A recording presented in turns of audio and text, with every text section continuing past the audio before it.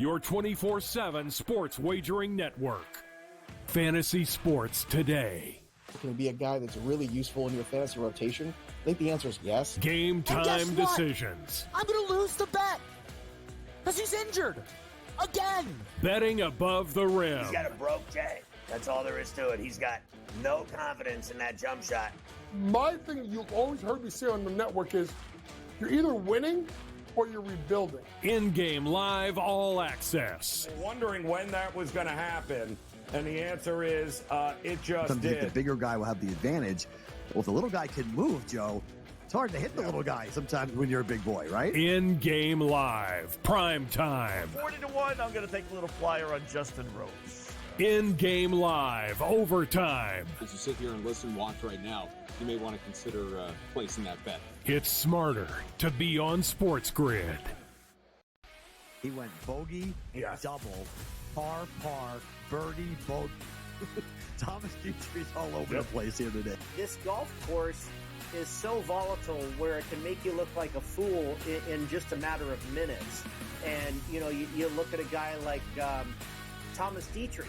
You know, he's right there tied for the lead or whatever it was, and now he's like 4 or 5 over in the wink of an eye. In-game live, all access, only on SportsGrid. Despite me being a Yankee fan, I think Joe would deserve the label as Aaron Judge's biggest fan, not through any bias, but just through the amount of money that he's made anybody who's been betting on him. I just had him for that home run, and I'm going to go back to it today. That home run coming in at plus 230. Max Fried here, while he has been strong, this is Aaron Judge. Game time decisions, only on SportsGrid.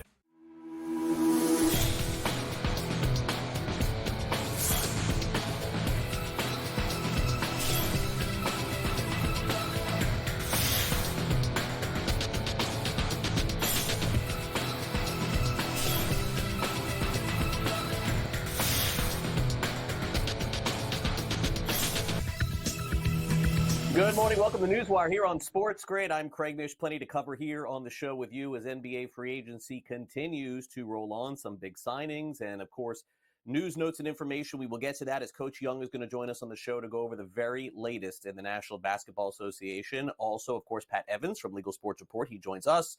We have a lot to cover here on the show today, but unfortunately, it's going to start off with some pretty sad news in terms of wins and losses. Let's just be real. The U.S. men's soccer team needs a revamp at this point. What in the world is going on? At Copa America, Team USA loses. They're out. Uruguay wins 1-0. And, the early stage collapse is complete. Greg Berhalter is taking a beating right now on social media. My gosh. And even the analysts right now on television, everywhere, former soccer players for Team USA just crushing this guy.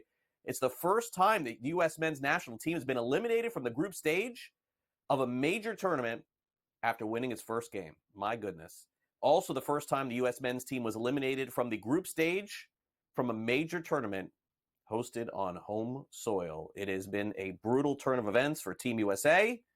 Greg Berhalter seems to be in some trouble in terms of coaching. Just to see the guys' faces in the locker room, and see the emotion of the staff and players. We're bitterly disappointed with the results. We know that we're capable of more. And in this tournament, we didn't show it. It's really as simple as that. I think that, you look at the stage that was set with the fans in this tournament, with the high level of competition in this tournament, and, we should have done better. And, we'll do a review and figure out what went wrong, why it went wrong. But I think it's, it's an empty feeling right now for sure. Well, that's what we're going to take a look at. We're all going to do a review of the whole tournament and see where we fell short. It's obvious that the Panama game hurt us, put us behind the 8 ball. And, I think collectively, the staff, the players, the sporting department, we need to look at where do we improve? How do we do better? It's not the aspirations that we have as a group. We know it's a talented team with big potential, and we didn't show it in this tournament. It's really, I think, about learning from this whole month. It wasn't only it wasn't only Copa America, but it's learning from these high-level games that we're playing pre-tournament and in tournament, and us having the understanding, the collective understanding that the margins are so small, and there's very little, separating any of these teams. And you have to treat every game as the same. When you see the effort tonight that we put in, it's incredible. The guys did a great job. They worked extremely hard, put in a great effort against a really good team. But that needs to be the standard. Every time we step on the field, that needs to be the same effort. Who knows if Berhalter will be part of this next process? There's a lot of rumors and some speculation that they could make a change there. Meanwhile, one of the best men's player in the country, Christian Pulisic, talked about the loss yesterday against Uruguay. Christian, I know how much pride you take in representing the country and the fight tonight from you guys. How would you describe what went down and why you guys fell short?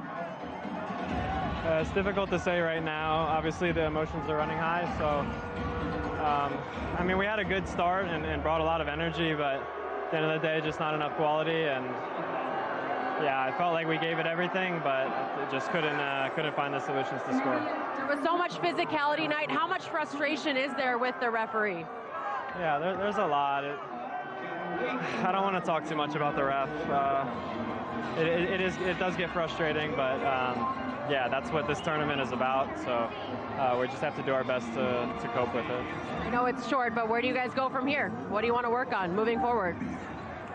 Now it's just about getting a little bit of rest and regrouping and finding an identity again. And we have some big things ahead, so we can look forward to that. Thank you, Christian. Not a ton of optimism. Saying what's next, getting rest. Not what you want to hear.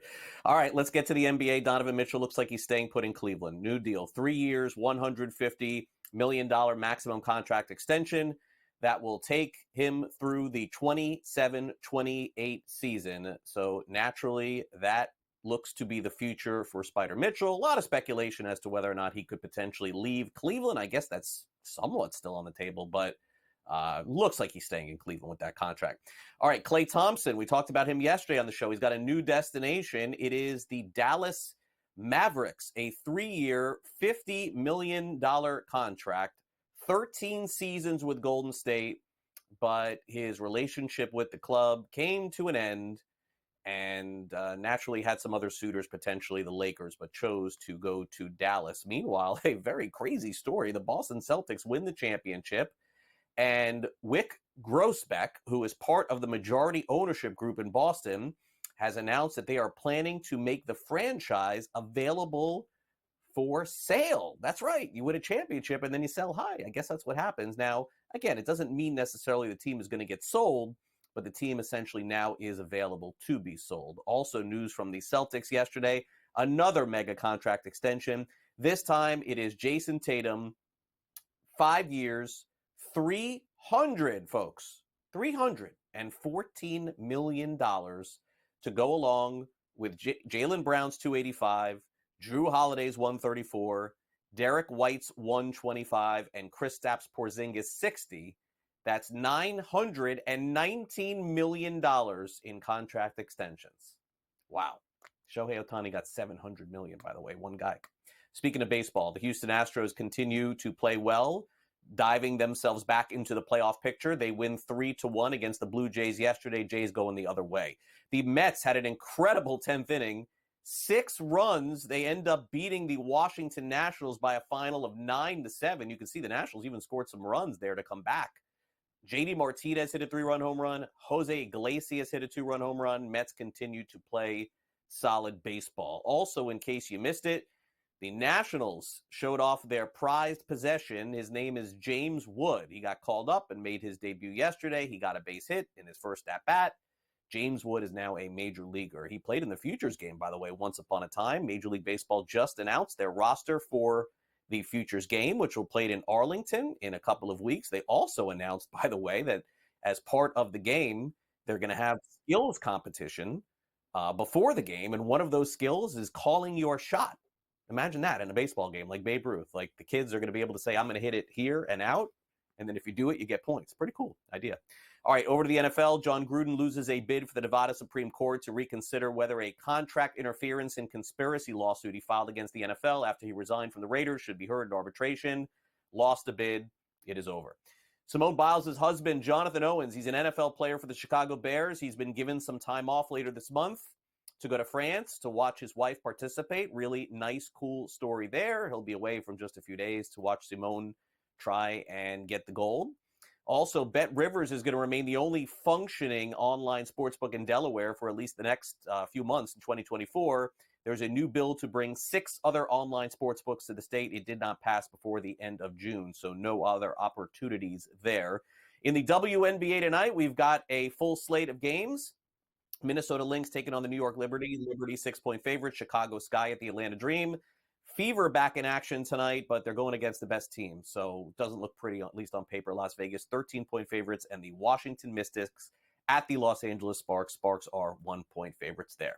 Okay, well, coming up next, who better to weigh in on Team USA? I can imagine Kyle Bonn is very upset watching the developments from Team USA yesterday. Of course, from Sporting News, covers soccer there, so we'll go over that as well as the rest of Copa America right here on NewsWire. After Kyle, we will go through some of the audio from the sound off portion of our program, and then Pat Evans joins us here on Legal Sports Report, and then Coach Young at the end of the program to talk some National Basketball Association. You're watching NewsWire on SportsGrid. Our first time out is here. We'll be back in just a couple of minutes to talk about the developments for the United States men's soccer team with Kyle Bonn from Sporting News right after this. Don't go away.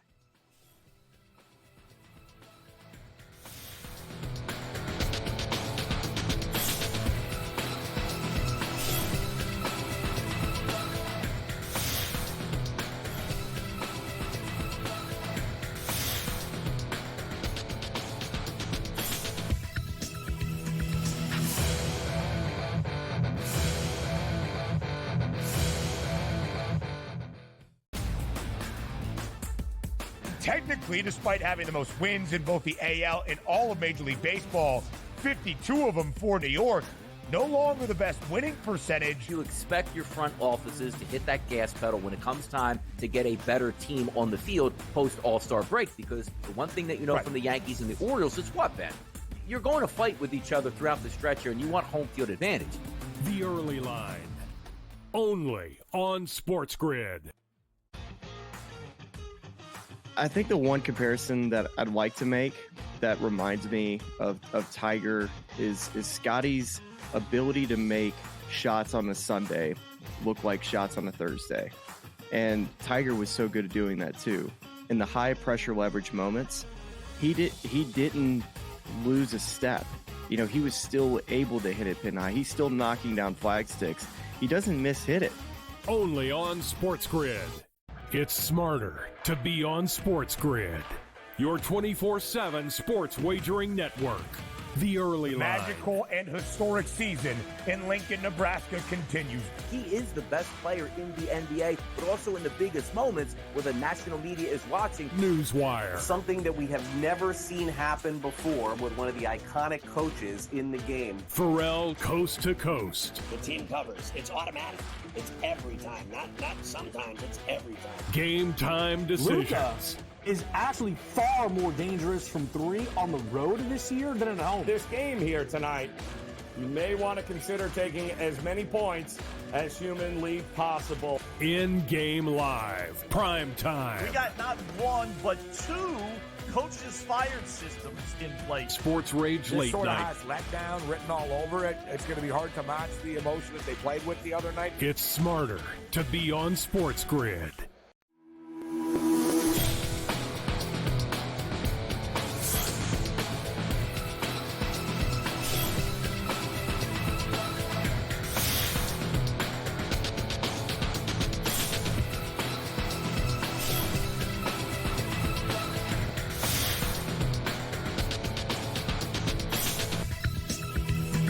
Welcome back to NewsWire. Top story of the day in sports is an unexpected one. Team USA goes down. And what does the future of men's soccer look like as far as the leadership position? Who better to speak to than Kyle Bonn joins us, courtesy of Sporting News. And, you know, Kyle, I think it is only natural in sports when things don't go your way, sometimes to not blame the players and blame the coaches. And I don't know, you know a lot more than me about this, and I don't know if that's necessarily fair here. but it certainly is what everybody is talking about today, that the leadership of Team USA, the men, they need a change. Do you think that that is accurate? I do. I wrote about that last night at Sporting News, and I'm far from the only one. There's been really, really intense calls for U.S. soccer to make a change here from a lot of respected voices. I know Jeff Carlisle of ESPN did so, Henry Bushnell of Yahoo, a lot of the folks on Fox Soccer last night as well. So there's been big call, and this is a big change from the past, because in the past, there has often been a relatively reasonable excuse for any step back that U.S. soccer has made. And there's also been plenty of examples of parallel growth from the federation. You look at the talent on the field, it's far better than they've ever had in the past. If you just look at where these players are playing at the club level, you've got a lineup for the first time in U.S. history against Colombia in a pre-tournament friendly. The first time ever a U.S. soccer lineup has featured 11 players, all from the Big Five European leagues. So there is clear growth from a talent level with this team under Greg Berhalter. What there's not been is clear growth from a results perspective. He has yet to beat a top 15 ranked team in the world not named Mexico. Just flat out has not done it in multiple chances, whether it be friendly, competitive action, anything. The highest ranked team he's ever won a game against, not named Mexico, was Iran at the last World Cup, ranked 20th in the world. So there's just not been that next step. They've dominated CONCACAF under Greg Berhalter, flat out. I mean, Mexico is in a nosedive, and the U.S. has generally dominated its own confederation. But the calls to take that next step abroad in the global perspective just has not happened, and he's had plenty of time to do that. This tournament was the latest and last chance to do that before the 2026 World Cup, and they fell well short of that. Yeah, let me follow up with that, Kyle, and ask this question, because I'm not familiar. I'm familiar with the coaching cycles, basically here in the States with the NFL and the NHL, NBA, baseball as well. When something like this is a call to action, as you mentioned, Fox Sports, ESPN, a lot of the analysts, yourself over at Sporting News, when a change like this happens, is that something that happens immediately, like today? Or is that something that happens in months from now? Like, how does that usually transpire? Because it feels like if something was to happen like right away, it would be a knee-jerk reaction, regardless if it's correct or not. Yeah, so U.S. Soccer put out a statement last night that was pretty generic and bland. They just said, we're going to conduct a review. This did not meet our expectations. We'll go from there. At the club level, these things would happen a lot quicker. You would see coaches fired the night after a disappointing defeat or the next day. That's just how quickly they happen, because you have very little time to make a turnaround. At the international level, they will happen a lot slower. We saw the last time there was a vacancy after the 2022 World Cup when Berhalter's contract was up. It took them, 8 months to decide that they wanted Berhalter back. They don't have that kind of time this time, because the World Cup is only 2 years away. So they're going to have to move quickly with this. They're still going to take some time. There's going to be a few months between now, when they decide if they want to keep or fire Berhalter, and then when they make the hire. It's going to take a little while, but they do not have remotely the time they took the last time this happened. All right, thanks for that breakdown. Appreciate that, Kyle. Great stuff. Okay, so now let's take a look at the odds to win Copa America. Now, Team USA was not the favorite at any point, but they're done. So Argentina is the pretty heavy favorite here at plus 115. Brazil at plus 270, and then everybody else has extended odds. Is it this simple, as the two teams at the top have the best shot, or do you think, Kyle, we may be missing something here? Well, it's even simpler as that. It's as simple as the team at the top has the best shot by a country mile. Argentina at plus odds to win the tournament is good value. They are far and away the best team at this competition. And you won't really notice it. It's part of the reason they have plus odds is because they don't blow teams out. It's just not their nature. It's not their style. A 2-0 win for Argentina is a solid, comprehensive win. That's just the way they play. Brazil are really, really struggling right now. They continue to disappoint. Stay away from Brazil. I cannot say that enough. They are just not good enough for that value remotely. There is good value in Uruguay. They are clearly the second best team in this tournament. And at plus 500, I really, really like that. I'm just struggling to see any way that Argentina doesn't win the competition. But I think Uruguay are their best competition. And at 5-1, that's pretty darn good. All right, we got about a minute to go, Kyle. So I'm going to ask you two questions if you could hit on both. Let's first talk about the game today, Brazil versus Colombia. I know Brazil is a home favorite there, so maybe you would take a stab here at a plus 360 on Colombia, and then also break down that one play you have in the Euro Cup as well. Yeah, I think you're right. I think money line plays are tougher in soccer, obviously, because you've got the three choices instead of the two. But I love Colombia at plus 360. They are on a 25-game unbeaten streak. That dates back over 2 years. And they're on a 10-game win streak. They're just a very, very difficult team to beat, and I love them at plus 360. Moving to the Euros, unders have been king at the Euro. 12 of the last 15 group games went under 2.5 goals, and only one of the first 6 round of 16 games have gone over. And that those 5 unders includes England, Slovakia. England won 2-1, but it's in extra time, so only 90-minute results count. So unders have killed it at the Euros. Hammer those moving forward. Gotcha. Kyle, as always, great stuff, man. Great to see you again. Thanks for coming on NewsWire. You too, Craig. Thanks. All right, we'll be back right after this.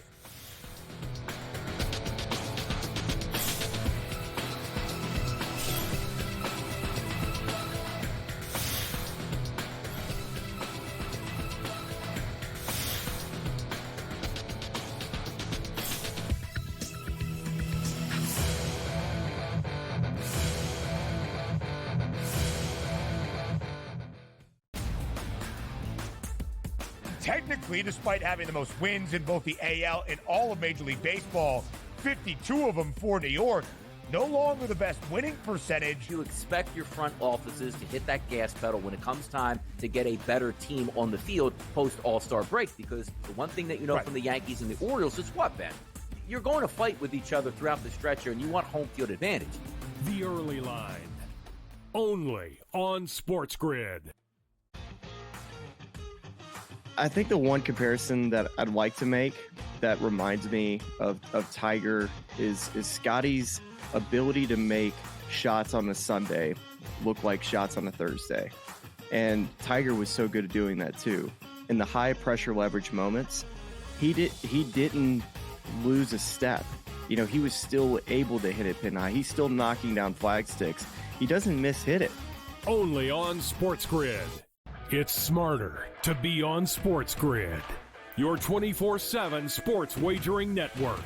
The Early Line. Magical and historic season in Lincoln, Nebraska continues. He is the best player in the NBA, but also in the biggest moments where the national media is watching. NewsWire. Something that we have never seen happen before with one of the iconic coaches in the game. Pharrell, coast to coast. The team covers. It's automatic.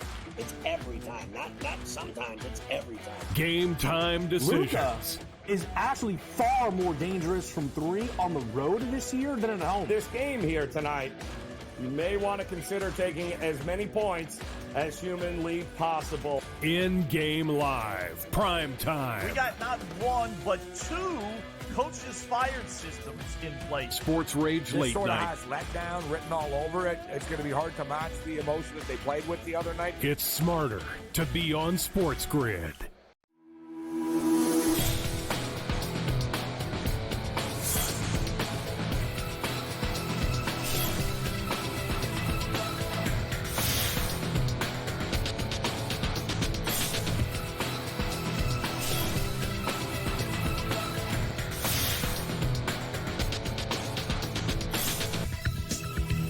Welcome back to NewsWire here on SportsGrid. Time now for the SportsGrid Sound Off. Let's begin with the Boston Celtics. Yes, the world champion Boston Celtics.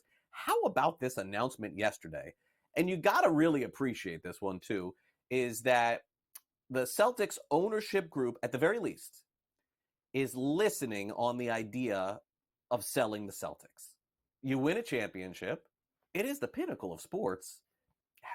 is this something that could potentially happen and change the way we view things? I mean, where do the Celtics go from here, right? Like, winning back-to-back championships in sports are like done now. It's like never happens. But what's really interesting is that the managing partner, Wick Grousbeck, last month went on a podcast, The Truth Lounge, and told Paul Pierce and company that the team was not for sale. Listen to this. The valuation is $4.1 billion, around there, roughly speaking.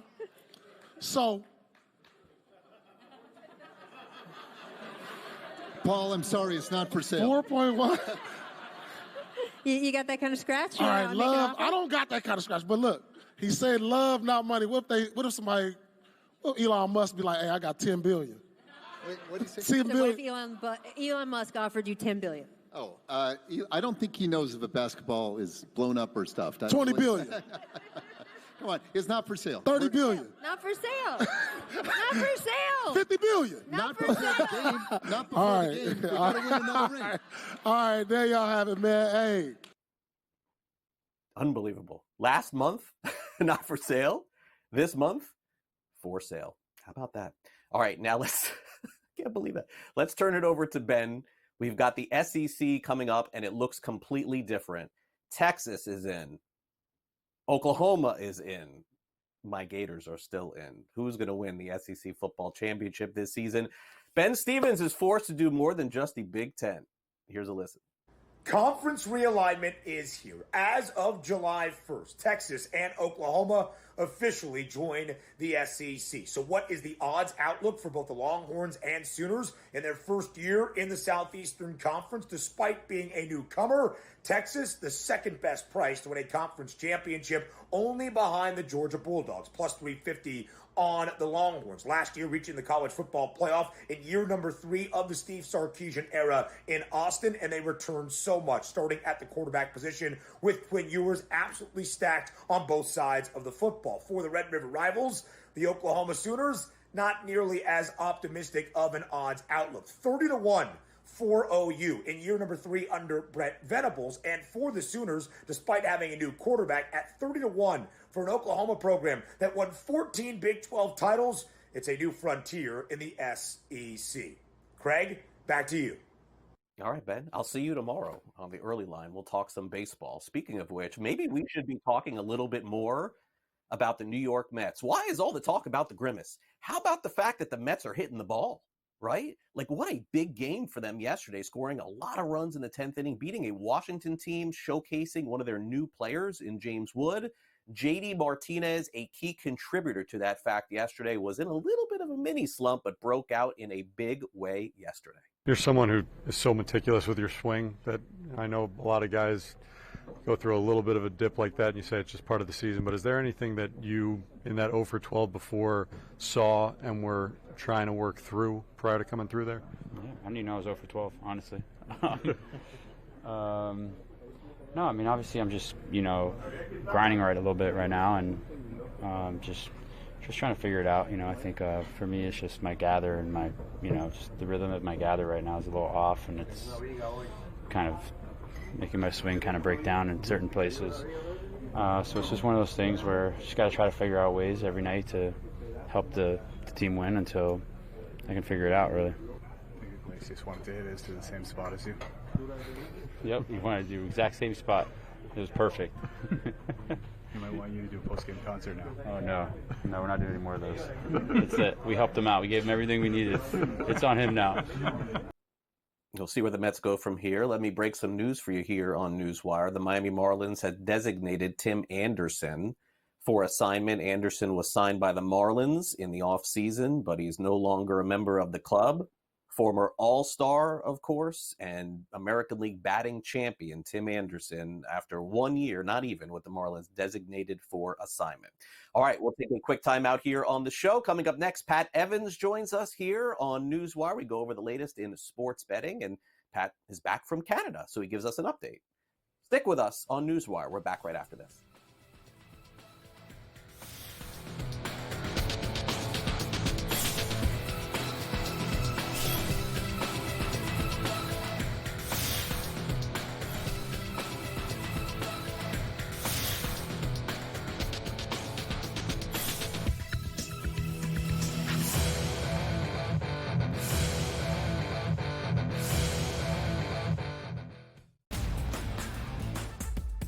technically, despite having the most wins in both the AL and all of Major League Baseball, 52 of them for New York, no longer the best winning percentage. You expect your front offices to hit that gas pedal when it comes time to get a better team on the field post All-Star break, because the one thing that you know from the Yankees and the Orioles is what, Ben?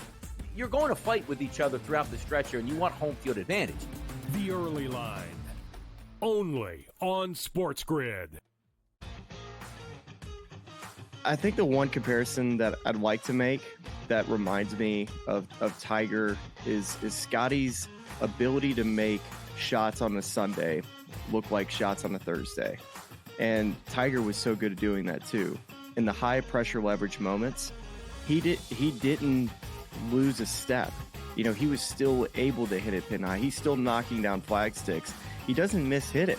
Only on SportsGrid. It's smarter to be on SportsGrid. Your 24/7 sports wagering network. The Early Line. Magical and historic season in Lincoln, Nebraska continues. He is the best player in the NBA, but also in the biggest moments where the national media is watching. NewsWire. Something that we have never seen happen before with one of the iconic coaches in the game. Pharrell coast to coast. The team covers. It's automatic.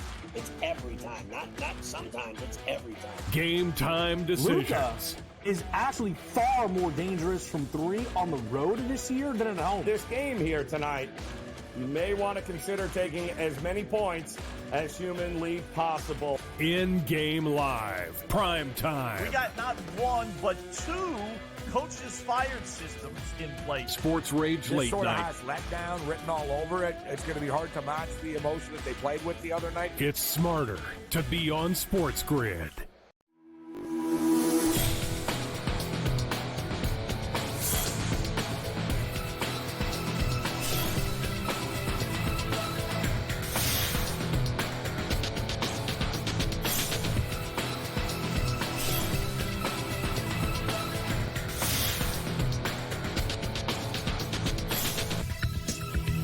Welcome back to NewsWire here on SportsGrid. Look who's here with us today. Pat Evans from Legal Sports Report. Pat made his way to Canada to get the very latest on sports betting update there. We will get to that. But first, Pat, welcome back to the show. And you were with us last week, so not a too big a welcome, but thanks for coming on NewsWire. Great to see you again. No, thanks as always for having me on. And yeah, I was back last week, but it takes a little bit to digest what I learned in Canada. So we'll talk about that in a minute. And actually, we'll touch on it in this first subject, too. Yes. Well, first, let's get to this story in Pennsylvania here, because, this is a topic we actually have not covered at all, which is the sports betting operators being able to take wagers over the phone. Okay, so let's kind of dive back into sports history here. Illegally, for many, many years. Bookies, right, so to speak, like this was, you watch the movies, okay, I'm not saying anything that nobody knows. You see them on the phone, give me this on this, give me this on that, okay, we know that's illegal. Offshores, I believe, if I'm not mistaken, in the past, again, illegal, also did this. So is this legal to take bets over the phone at any place in the country? Because it would appear that in Pennsylvania it is not. It is not, and it is still considered a proxy bet because the person is physically not in the sports book. And sure enough, the Pennsylvania sports betting regulators fined Live Casino I guess it was last month now at this point, because we're now into July. That's bonkers. They fined Live Casino $100,000 because a few employees took 15 bets from a bettor over the phone, totaling more than $270,000. I forget the exact amount, but that's a big chunk of change to do over the phone. I can understand how somebody might think, hey, I can go to the sports book and place a bet. Maybe I can just go ahead and call it, especially when you can actually make bets on your cell phone from an app. Maybe that is a little bit of confusion, but sure enough, it is still a proxy bet, and it came down, and they were fined. The bettor was placed on an involuntary exclusion list. The employees were fired and let go, and had their employee sports betting licenses or gaming licenses revoked. So they won't be working at casinos anymore, I don't think. Basically, to your point, it's still illegal, no matter what it might seem. Sports betting is legal, but only in certain ways. And I think this points to another thing that, we were talking about, or I was listening to a great panel up in Canada about, is about, the main reason to regulate and legalize sports betting and online gambling is to bring things that are happening in the shadows, whether it's your corner bookie or an offshore sports book, and bring it into the light. And then you can see, what's actually happening. Without this, you wouldn't catch these people doing these things. For example, there were another 11 bettors that were placed on involuntary exclusion lists in Pennsylvania for creating accounts under different names and using different debit cards to deposit and then take it out. And so it's a type of money laundering or fraud or whatever it might be considered. And they did it with a couple $100,000 to wash that money. And that was caught because of the things that are in place now. Right. In regulatory framework. And that is, again, that panel that I'm actually working on a story right now over at LSR about that panel, kind of the really big takeaways of why it's important to regulate a market and how important it is to have the regulated market to ensure sports integrity. And I think that's a big issue now as we see more and more athletes getting caught up in it. And people say, well, sports betting's legal. This is why it's happening. Well, no, it probably could have been happening before. We just didn't know about it. Yeah, no, and I think that it's a very interesting topic because of the proxy betting that you mentioned, and I wonder in the future if there is some way through video conferencing. Like I still have a feeling that you may be able to place wagers in the future, not just on an app or on a computer, but needless to say, the most secure way to do it is through that for the time being. But again, I mean, Pat, when you think about it, somebody else could take somebody else's phone, put a deposit in, exactly, and it's in their account. account. We can't be that far away from holograms, right? I mean, transporters and stuff. It can't be that far away. Right. I mean, we got Tupac placing bets, right? Coming up next month. All right, let's get back to Canada here. You went to Alberta and came back with a lot of different stories. I know that sports betting as a possibility, just like Ontario in 2022, we could see that down the pipeline as well. Tell us more.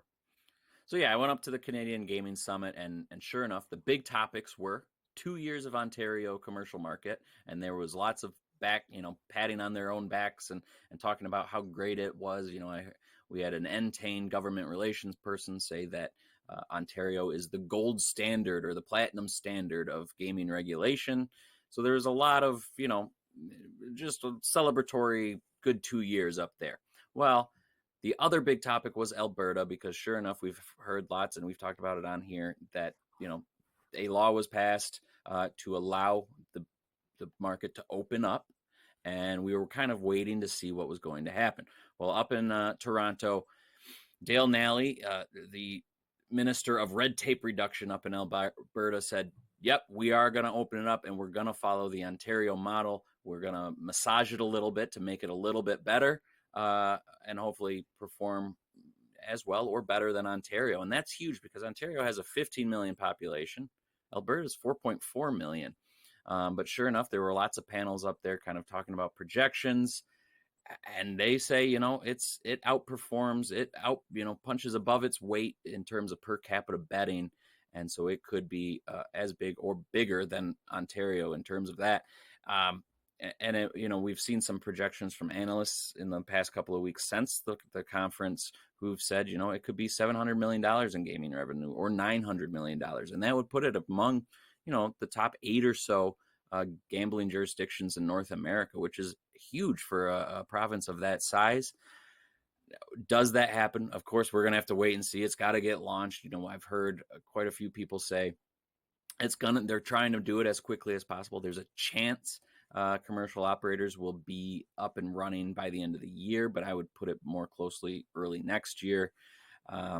It's a really unique province. You've got professional sports teams, whether it's the hockey teams, the Oilers and the Flames, or Canadian Football League, or what have you. So it's got a great kind of system. Apparently they love gambling up there. They're going to try to tie casinos into it, unlike Ontario, kind of maybe a model like here in Michigan or New Jersey, where the skins are tied to the casinos. But they're really hopeful, and a lot of people seem really bullish on its potential. All right. While we end with some college sports and college football, as we know, Pat, coming down the pipeline here real soon, next month, as a matter of fact. Yeah. Most of the states that have sports betting legalized in the country are moving away and pushing back on college sports, college props. I mean, maybe, I shouldn't say college sports. You're still always going to be able to bet on games, but these props. New Jersey simply trying to get those on the menu at this point. What's the latest there? Yeah, so a bill was amended to include in-state college betting, which is not allowed in New Jersey at this moment. So if you wanted to bet on Rutgers, the Rutgers-Michigan State game, you can't because it's illegal. And, yes, to your point, college prop betting is kind of moving away. We've got people talking about how the athlete, mental health and just health overall needs to not have that because of, heckling and threats and whatnot. But if you don't have the option to bet on an in-state college, I imagine a lot of Rutgers alum live in New Jersey still, or St. Peter's or whoever. You're going to try to find somewhere else if you're that keen on betting. So kind of to the point of bringing it into the light that we were talking about at the top of the hit, same sort of thing. You should have the option to do it. Otherwise, they're just going to go elsewhere. Yeah. All right, Pat, great stuff as always. Thanks for coming on the show. You and I will talk next week. Thanks for coming on NewsWire. Happy 4th of July to you as well. Yeah. Have a great weekend, Craig. All right, Pat Evans with us. Coming up next, NBA Madness continues. Donovan Mitchell stays a member of the Cavaliers. We'll get to that and a whole lot more. Coach Young joins us next on NewsWire. Don't go away.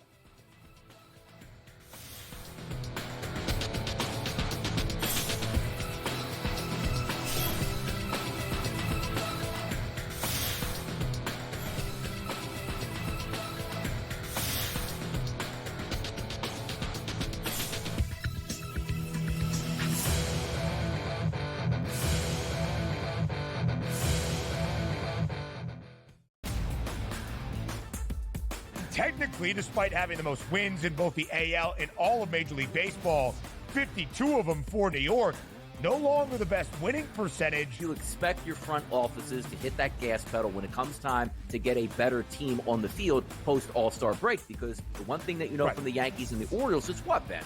You're going to fight with each other throughout the stretch here, and you want home field advantage. The Early Line, only on SportsGrid. I think the one comparison that I'd like to make that reminds me of Tiger is Scotty's ability to make shots on the Sunday look like shots on the Thursday. And Tiger was so good at doing that too. In the high pressure leverage moments, he didn't lose a step. He was still able to hit it pin high. He's still knocking down flag sticks. He doesn't miss-hit it. Only on SportsGrid. It's smarter to be on SportsGrid, your 24/7 sports wagering network. The Early Line. Magical and historic season in Lincoln, Nebraska continues. He is the best player in the NBA, but also in the biggest moments where the national media is watching. NewsWire. Something that we have never seen happen before with one of the iconic coaches in the game. Pharrell coast to coast. The team covers. It's automatic. It's every time. Not sometimes. It's every time. Game time decisions. Luka is actually far more dangerous from three on the road this year than at home. This game here tonight, you may want to consider taking as many points as humanly possible. In-game live, prime time. We got not one, but two coaches fired systems in place. Sports Rage This late sort of night. has letdown written all over it. It's going to be hard to match the emotion that they played with the other night. It's smarter to be on SportsGrid.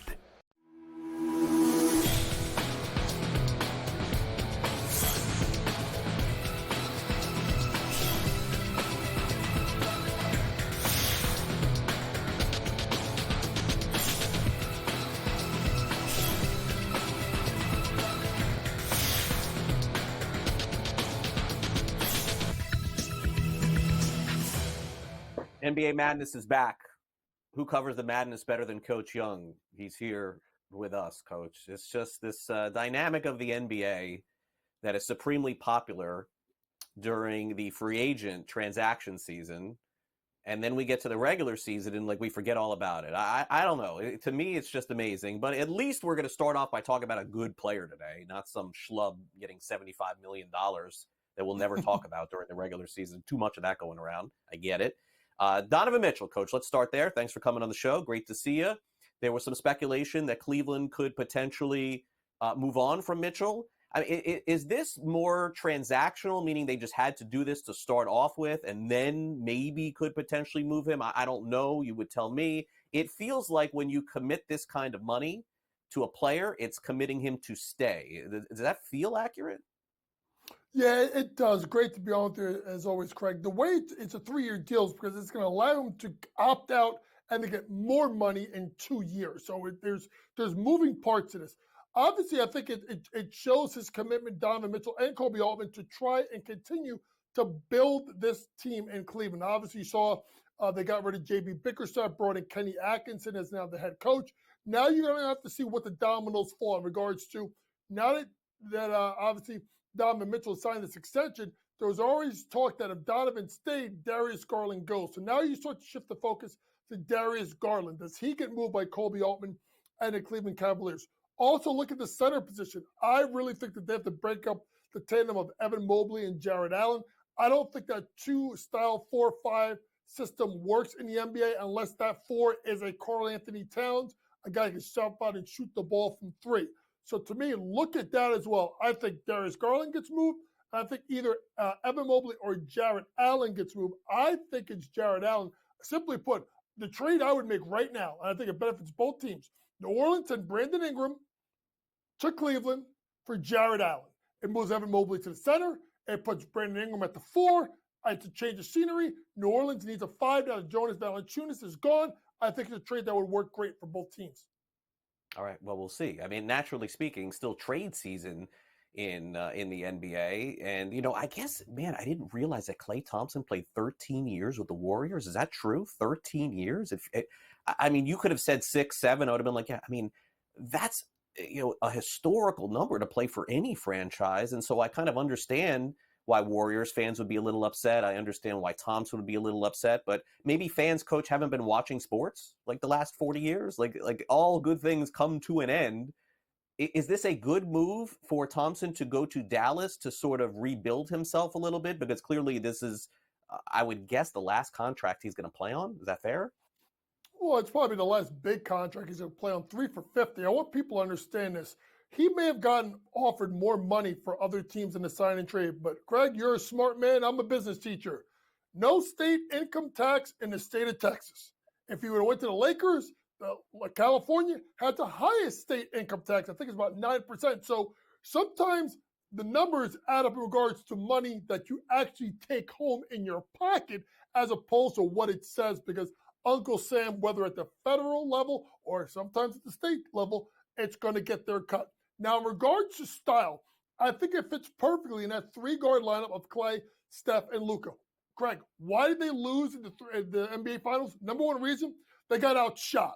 They outshot at the 3-point line. Boston buried them, particularly in the first 3 games from the 3-point line.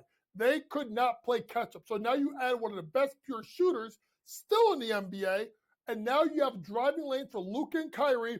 You space the floor with him. You space the floor with P.J. Washington. Derek Lively Jr. now may become more open at that dunk spot, that alley-oop area. So it's a good move for Dallas. It's a good move for Klay. And at the end of the day, Craig, I don't know if Golden State wanted to move him to the Clippers or the Lakers. Right. I think they wanted to get him out of the state and get him somewhere else that it wouldn't bury him as much, because I think this is the beginning of a new era in Golden State. Yeah, it is. And it's time. I mean, listen, this lasted a long time. The Warriors have been good, but a little bit mediocre. And, Steph Curry getting older too, missing some games. And when he is, they're horrible. So, yeah, I mean, it does make some sense. Okay, so Coach, LeBron James, this is the next topic of discussion here. He opted out of his deal.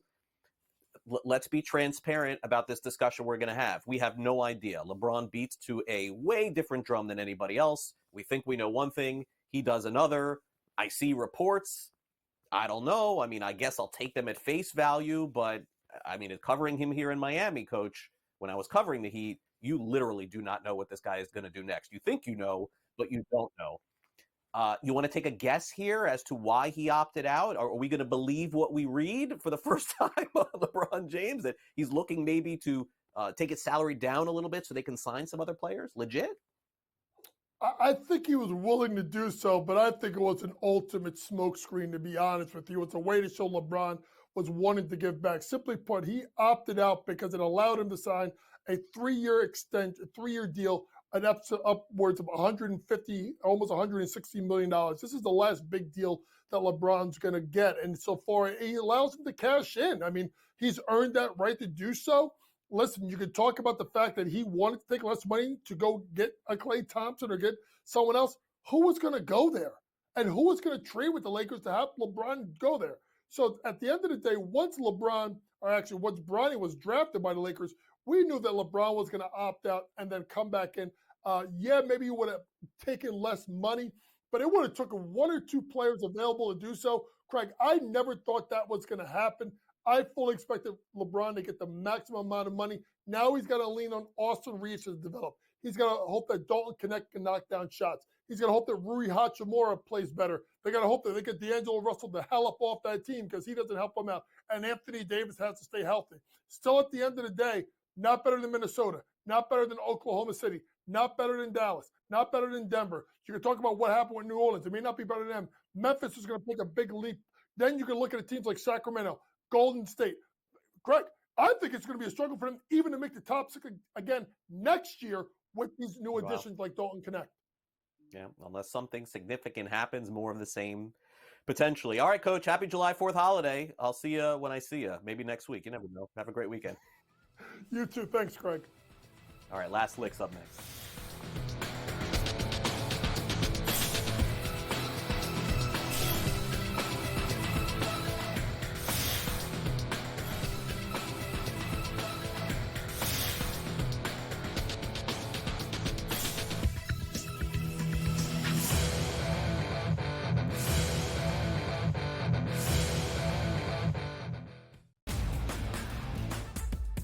Technically, despite having the most wins in both the AL and all of Major League Baseball, 52 of them for New York, no longer the best winning percentage. You expect your front offices to hit that gas pedal when it comes time to get a better team on the field post All-Star break, because the one thing that you know from the Yankees and the Orioles is what, Ben?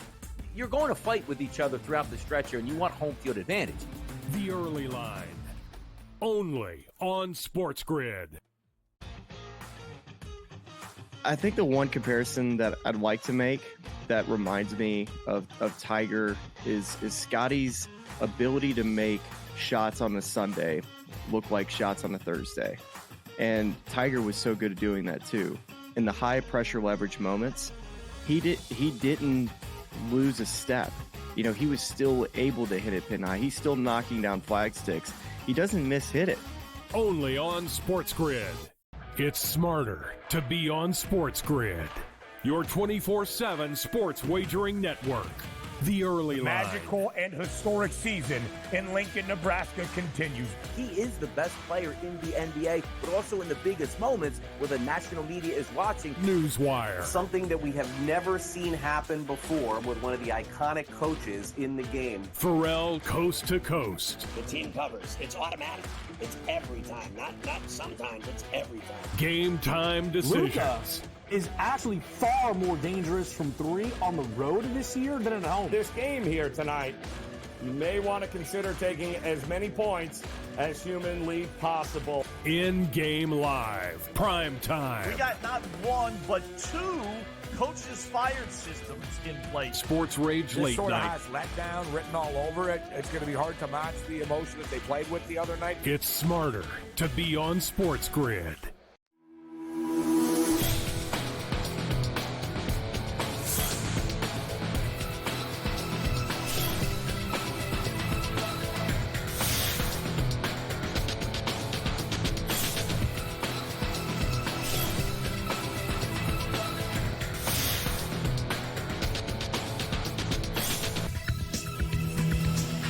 Welcome back to NewsWire here on SportsGrid. There's a job opening in Denver that may fit the qualification for you watching. Yes, there's a possibility of that. That story and a whole lot more as we end the show. It's time now for some Last Licks.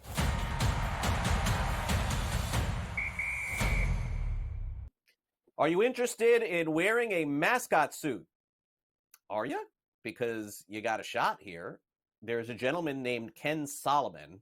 I don't know Ken, but he has been the Denver Nuggets mascot named Rocky. You see Rocky there on your screen. He was the only person to perform as Rocky from 1990 until around 2021, but he retired and passed on the suit to his son Drake. But Drake has had to take time off for some health reasons. So obviously that's not good, and we don't want to minimize that. But you have an opportunity right now to audition and become Rocky if you like. Now, I'm going to tell you a true story here. Several years ago, I did a fantasy baseball draft in New York, and we did the draft in Staten Island. This is a true story. And we did it in the clubhouse. Now, I don't know if people know this, and I think I can say it now, but they left the mascot suit there at the time because it was the off season. I believe it was March. And there was the mascot, Scooter, the holy cow, the suit. I actually put the suit on and walked around. I don't know if there's any video or audio of this somewhere. Someone must have this. This is a true story. I actually did this. You wouldn't think that from me, but it is really hard to wear those suits. They're really heavy and really hot. And Rocky can get after it. Apparently, the salary pays about $70,000 to $130,000. So give it a shot if you're interested. All right, yesterday was Bobby Bonilla Day. In case you missed it in Major League Baseball, the Yankees still have to continue, or I'm sorry, the Mets continue to write checks to Bobby Bonilla. If you may remember, they deferred his salary about 30 years ago. This was at a time where the Mets were basically taking some of the money that they were paying to their athletes, deferring contracts because they knew a gentleman named Bernard Madoff, who they felt could make interest on their money. As it turned out, Madoff was a big Ponzi guy. And now they continue to pay Bobby Bonilla. But it was interesting. CBS Sports put out a story yesterday that there are other players who continue to get paid. I mean, get this, Brett Saberhagen. You remember Brett Saberhagen, who pitched for the Kansas City Royals in the 1980s? He still gets a couple $100,000 every year, too. Ken Griffey Jr., up until this year, still getting paid by the Cincinnati Reds. So while and Manny Ramirez. So while it is Bobby Bonilla Day, and we make light of that every single year because he still gets his millions of dollars every year, other athletes are also getting paid too, not just Bobby Bonilla, who, by the way, I believe works for the Players Association for Major League Baseball.